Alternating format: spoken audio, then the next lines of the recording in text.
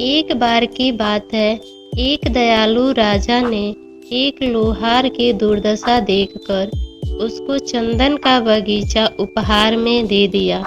लेकिन उस लोहार को चंदन के पेड़ों की कीमत का कोई ज्ञान नहीं था। लेकिन वह यह जानता था कि लकड़ी की तुलना में उसके कोयले थोड़े महंगे बिकते हैं। इसलिए उसने पेड़ों को काटा और उन्हें कोयले के रूप में बदल के बेच दिया। धीरे धीरे पूरा बगीचा खत्म हो गया। कुछ दिनों बाद राजा उस लोहार के घर के पास से ही गुजर रहा था। राजा ने सोचा कि लोहार अब बहुत अमीर हो गया होगा, उसे मिलकर उसका हालचाल पूछता चलूं। लेकिन वास्तव में देखने पर मालूम हुआ कि लोहार की हालत पहले जैसी ही है।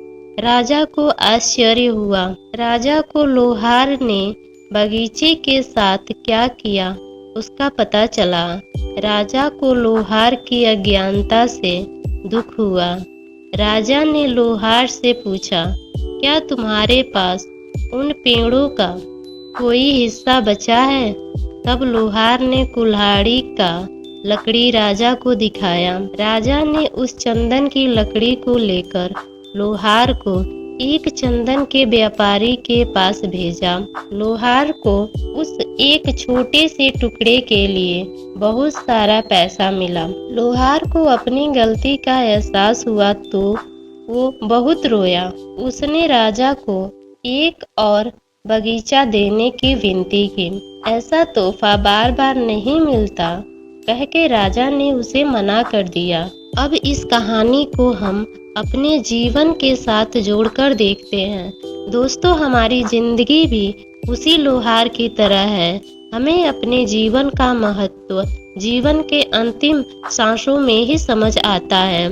जब हम समझते हैं तब हम कहते हैं, भगवान मुझे थोड़ा और समय दे दो। लेकिन उस समय मिलना असंभव है। मानव जीवन अनमोल है, ऐसी जिंदगी दोबारा नहीं मिलेगी। कहानी का सार, इस दुनिया में नंबर 1 दुर्लभ चीज क्या है? मानव जीवन और मानव शरीर। इस चंदन का मूल्य समझ लो, वरना उसका कोयला तो होना ही है।